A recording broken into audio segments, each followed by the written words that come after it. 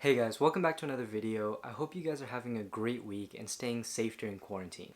So a couple of days ago, my family decided that we wanted to try and get out of the house for a little bit and go on a drive to go see the California poppy fields.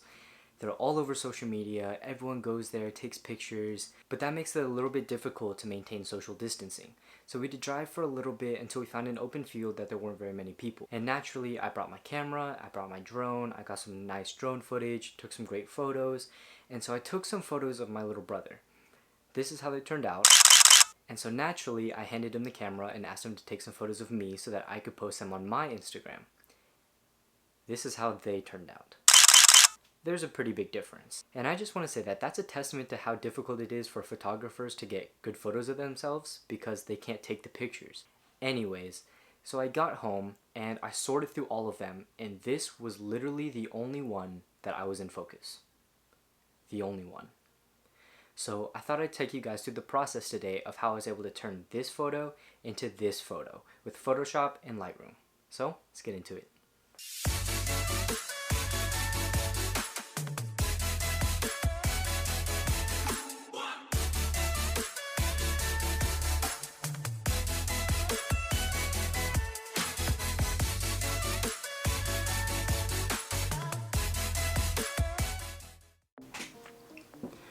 Alright guys, so the first thing you're going to want to do is you're going to want to open up Photoshop and make sure that you have all of your images open in Photoshop. So for me, I have the raw photo right here, and then I also have the background that I want to be inserting into that main photo. And then I have an extra layer of clouds just to try and add a little bit of extra depth to the image. So as you can see, a couple things I want to point out is that this image has a lot of open space up top. It's kind of blown out the background. There's not much on the horizon, so it's pretty boring. The flowers are a little bit undersaturated, and the main thing for me is that the horizon is at this angle. Really unpleasing for me, and our biggest thing is we want to straighten that out. So the first thing we want to do is we want to go down to here, and we want to drag our background to make a copy. So once you have your background copy selected, what we're going to do is we're going to come over to the crop tool, and we're just going to straighten this out and make sure that our horizon is on a flat line. And another thing we want to do is, since I'm the main subject of this image, I want to make sure that I am just center frame so that your eyes are kind of drawn into that, just like that. So once we have it centered, straightened, all good, we can hit enter, and it'll process it for a minute, and boom, there we go. There's our image now. As you can see, it's already a lot better than what it was before, but just to go that extra step, we're gonna go down to background copy, make sure it's still selected, come up to this top bar over here and click select, then go to select and mask. So for me, I have it in red.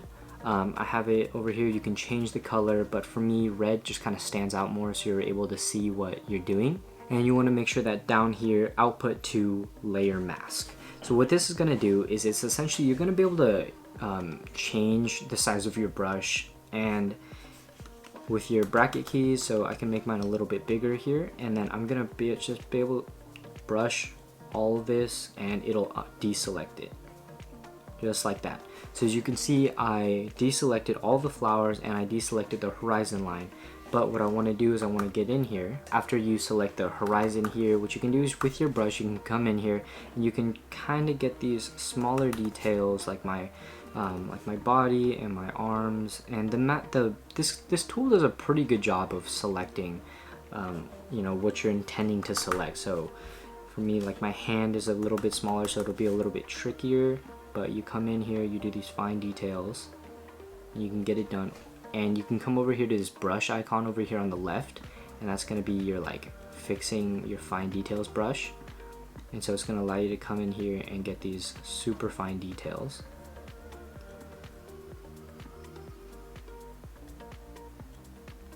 And so you just want to make sure that for the most part, everything that you want is deselected. So once you have everything deselected, and we're trying to get rid of this background so it remains red, we're going to click OK. It's going to process it. So what we can do now is we can go to our second image, so our background that we want to replace. We can hit Command A, Command C to copy, and then Command V. And so what that's going to do is it's going to place that image on top of your background copy. But instead of making it on top, you want to drag it over here to the middle. And so what that's going to do is it's going to put it in between the background and what you've masked out already. So if you hit Command T, it's going to allow you to change the size. So we can bring that down here, right at the horizon where it is. Make sure that it fills the whole screen like this. And for me, you know, I want to make sure that these clouds are in it. So that's where I'm going to crop it to. So it doesn't necessarily have to be centered, but I think that looks pretty good. Looks pretty good right there. Alright, so we're going to hit enter, and then there we go. So for the most part, our background is now replaced.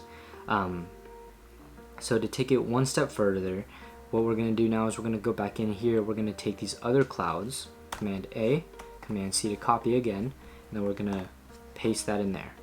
And that's still going to remain on the same, so we want to make sure the clouds are selected. We're going to hit Command T again, stretch them out, just like that, put them up here, up there, hit enter again.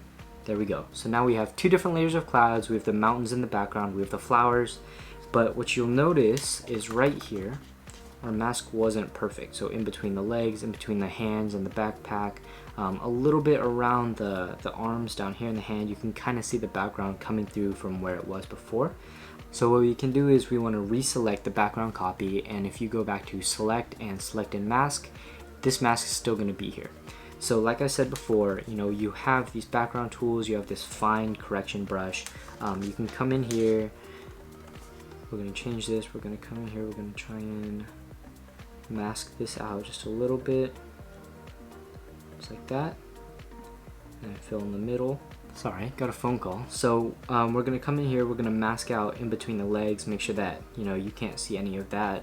Another thing up here between the hands, we're just going to come in here with our fine brush, kind of make sure that we get rid of any blue that we can see peeking through, just like that. I think that looks pretty good. So if we come out like that, we're gonna hit OK.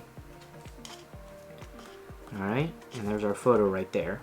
So now what we can do is we can feather our background to give it that realistic depth, because right now what we have is this really sharp line between the horizon and then the background, and it doesn't really look right.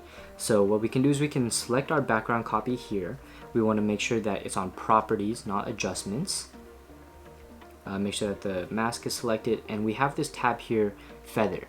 And so what that feathering is going to do is it's going to allow us to kind of like blur that edge to make it seem a little bit more distant, right? And so we want to bring that up, not very high.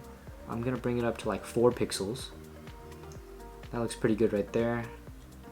And so this is going to feather the horizon line, but it's also going to feather me. Maybe a little bit less. Bring it down to 3 pixels. That looks fine to me. Another thing that we want to do is we want to make sure that this background layer here is a little bit more blurry than what we have right now, because realistically, if we're shooting with, you know, a lens, we want to get that accurate depth of field. So we can go up to filter, we want to go blur, and then we're gonna go to this Gaussian blur, and we want to make sure that the radius, we're going to change it to like, it doesn't have to be very high, as you can see in the background already. Like if we kicked it up to 20, like look at that, that's just inconceivable of what's even back there, and it defeats the purpose. So if we go 5, let's try 7. I think 7 looks pretty good. So if you can see now, the background is a little bit more blurred out in comparison to, you know, where I'm standing and me, and the clouds are a little bit more in focus because they're closer. So this is going to be a little bit more blurry. These are going to be closer in the foreground, so those are also going to be blurry, but then everything kind of in the middle is in focus. And so that's what we want. And so now we essentially have our photo done. But for me, I like to edit my photos in Lightroom rather than Photoshop. I think Photoshop is great for doing adjustments like these, but then when it comes to adjusting levels and contrast and brightness, I like to do it in Photoshop. So what I'm gonna do now is I'm gonna take it, export it, I'm gonna add it to Lightroom Photos. We'll give it a minute here. Shared successfully.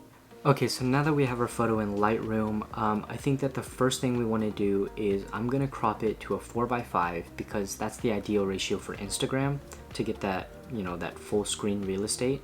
And so we're gonna make sure that I'm still centered and that it's still level. All right, we're gonna apply that crop.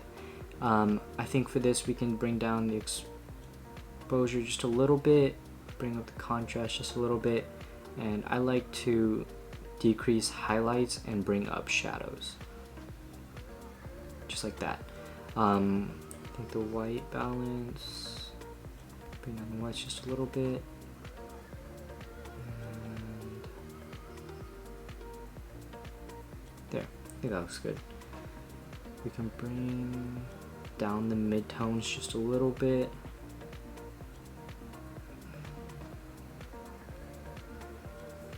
Like that. All right, and then lastly, I think one thing that's really important for these pictures that kind of have a central focus is adding a vignette.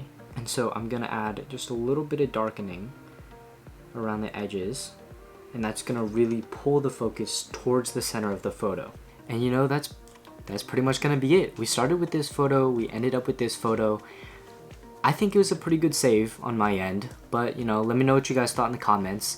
If you liked the video, leave it a like. I really appreciate it. It really helps me out. Consider subscribing if you enjoyed it. And I'll see you guys next week.